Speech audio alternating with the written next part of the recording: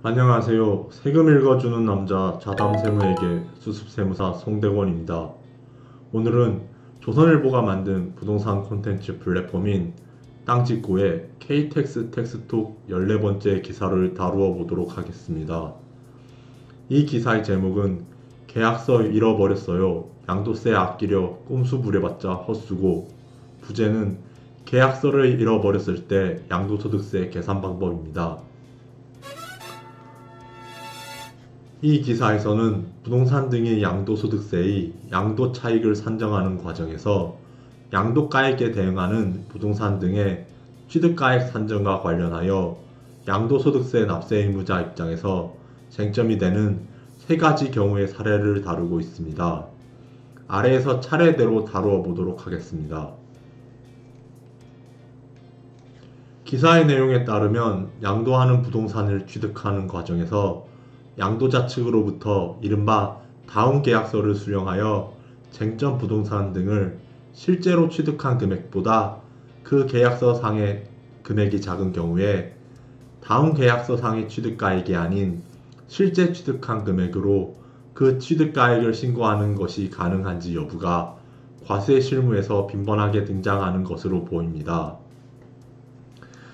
이 경우에 실제 계약서나 대금 지급 증빙 등으로 입증할 수만 있다면 실제 취득가액을 기준으로 양도소득세를 신고 납부하는 것이 원칙적으로 가능하지만 실제보다 낮은 금액으로 과소신고한 것을 다시 정상 금액으로 신고하여 양도 차익을 줄여 허위 신고한 것이기 때문에 그 이전의 양도인은 이 과소신고분에 상당하는 양도소득세를 추징당하여 본세의 40%에 해당하는 부당과소신고 가산세와 이와 관련된 납부지연 가산세까지 추가적으로 부담해야 합니다.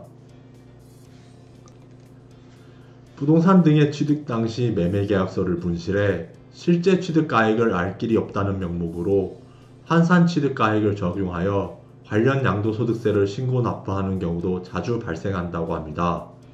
환산취득가액이란 양도 당시 실거래가액을 기준시가로 나눈 뒤 이것에 취득시 기준시가를 곱해 계산한 금액을 말합니다.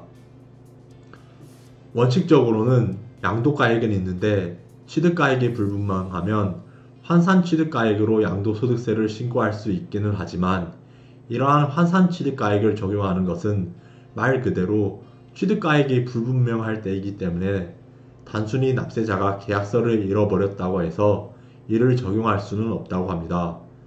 기사의 내용에 따르면 과세관청은 환산취득가액으로 양도소득세를 신고하면 해당 재산의 실제 취득가액을 이전 양도자에게 확인하거나 각종 서류로 밝혀내는데 2006년 이후에는 등기부 등본에 실제 취득가액이 명시되고 만약 국가나 지방자치단체, 법원으로부터 경매나 공매로 부동산을 받은 경우 거래 관련 증빙 자료가 영구 보존되기 때문에 취득가액을 바로 확인하는 것이 가능하다고 합니다.